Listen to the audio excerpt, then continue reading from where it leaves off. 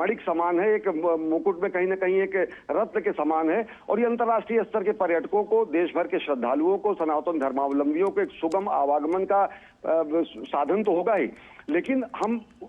एक बात जरूर कहेंगे, कहीं ना कहीं अंग्रेजों के जमाने में छोटी सी हवाई पट्टी बनाई गई थी जो कि निष्प्रयोज्य हो गई थी, और जहां पर गाय भैंस चरने के अलावा केवल बच्चे खेला कूदा करते थे, गुल्ली डंडा खेलते थे, या फिर कुछ सिरफिरे लोग मोटरसाइकिल से रेस किया करते थे। वो दौर गया। और यहीं जहां पर यह हवाई अड्डा है, यहीं से बगल बीकापुर में एक गांव में एक स्थान माना जाता है पौराणिक मान्यताओं के अनुसार कि पुष्पक विमान वहीं पर उतरा था। यानी कि जो हमारे त्रेता युग के बाद आज कलयुग में वह दिन आया है जब यहाँ पर विमान के आवागमन की सुविधा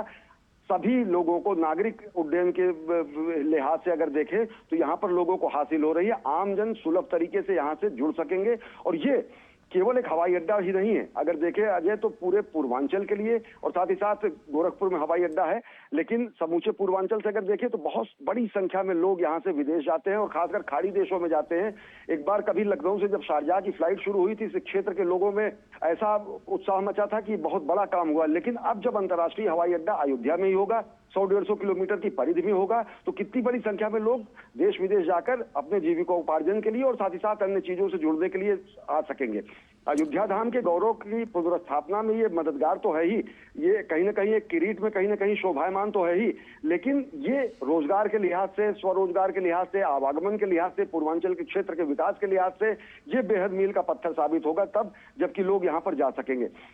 और सबसे बड़ी बात जो आपने कही कि इसका नागर शैली में किया गया जो अद्भुत वास्तु विन्यास है, वो ये बताता है कि किस तरीके से भगवान श्री राम से जुड़े प्रतीकों को लोग यहाँ पर पहुंचकर हृदयंगम कर सकेंगे, आत्मसात कर सकेंगे, देख सकेंगे, परिचित हो सकेंगे। बहुत सारे लोग जो कि कहानियों में, कथाओं में भगवान श्री राम के अलग अलग रूपों को देखते थे, दरो दीवार यहाँ की अगर अयोध्या का कण-कण भगवान श्री राम को अभिव्यंजित करेगा तो इस नए विमानतल श्री अंतर्राष्ट्रीय हवाई अड्डे, वाल्मीकि अंतर्राष्ट्रीय हवाई अड्डे का विमानतल भगवान श्री राम से जुड़े हुए कथानकों के एक एक प्रसंगों को कहीं ना कहीं चित्रित करेगा। तो निश्चित तौर से भगवान श्री राम के चाहे वो प्रसंग, चाहे वो शबरी से जुड़े प्रसंग हो, चाहे भगवान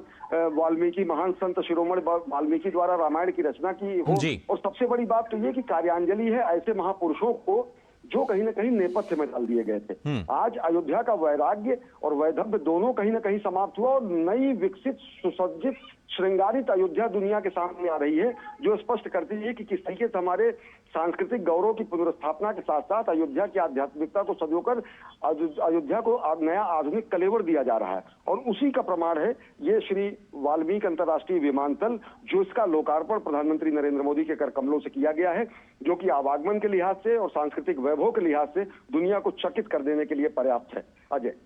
बिल्कुल सही कहा आपने। और ये जो महर्षि वाल्मीकि अंतर्राष्ट्रीय हवाई अड्डा है उसकी कुछ खासियतें मैं दर्शकों तक पहुंचा दूं।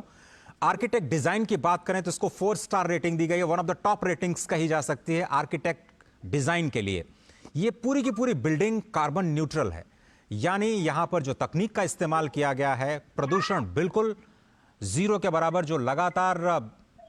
जीरो वेस्ट की बात करते रहे हैं प्रधानमंत्री नरेंद्र मोदी, इस पूरी डिजाइन में, इस पूरे निर्माण में कार्बन न्यूट्रल रहने की कोशिश की गई, यानी प्रदूषण इससे पूरे निर्माण कार्य से बिल्कुल नहीं हुआ। पूरे 20 महीनों में इस बात का ख्याल रखा गया। जीआरसी जो कि ग्लास फाइबर रेनफोर्स कंक्रीट होता है, जो पत्थरों को रिप्लेस करता है, अगर आप पत्थरों को काट करके निर्माण करते हैं तो उसमें प्रदूषण की संभावना बहुत ज्यादा होती है। और आप जानते हैं दिल्ली जैसे महानगरों में निर्माण कार्य पर रोक इसलिए लगी क्योंकि जो पीएम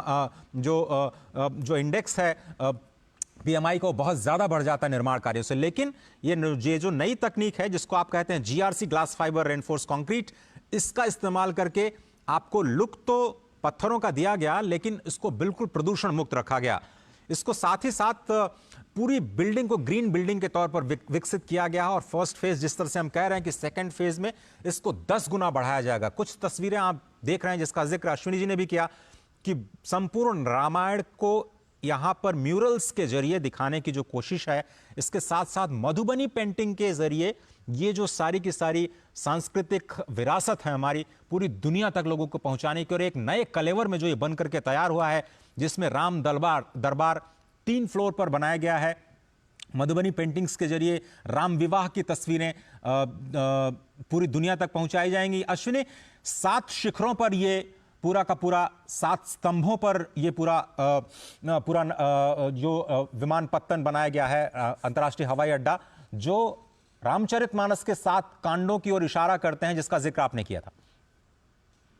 निश्चित तौर से, और अगर देखें तो एक धनुष के आकार की प्रतिकृति जो कि हमारे पुरुषार्थ का प्रतीक है, जो कि बताती है परित्राणाय साधुनाम विनाशाय च दुष्कृताम, या फिर जिसी को कहा जाता है कि परहित सरस धर्म नहीं भाई, पर पीड़ा सम नहीं अधिमाई, जो कि हमारे समत्व का, हमारे ममत्व का, हमारे संस्कृति का पूरे दुनिया को बोध कराती है। भारत भारतीयता के सनातन धर्म के अनेक प्रसंगों को, अनेक प्रतीकों को, रामायण से जुड़े अनेक ऐसे प्रसंगों को यहाँ पर चित्रित किया गया है, जो कि हमारी राष्ट्रीय वैभव के साथ साथ हमारी सांस्कृतिक वैभव को भी दुनिया के सामने पहुंचेंगे। चाहे वो धनुष यज्ञ में भगवान श्री राम के पहुंचकर